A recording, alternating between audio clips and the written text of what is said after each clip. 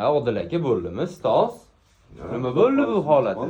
Qani bitta ko'rsatingchi odamlarga. Hurmatli yaqinlar. Xudo xolisi belgilarni akkuratni chiroyli qilib yuberdi. Mana isparitelni ham ko'rsanglar bo'ladi. Ma'lumotini ham tushuntirib keting, nima sababdan mana shunaqa bo'ladi?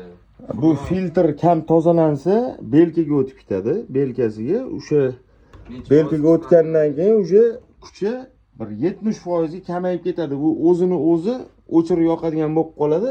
Mana bu datchigi bor. Mana shu siraz suv sovunchi usti qilib o'chib yonaveradi. Xonaga kuchi yetmaydigan bo'lib qoladi.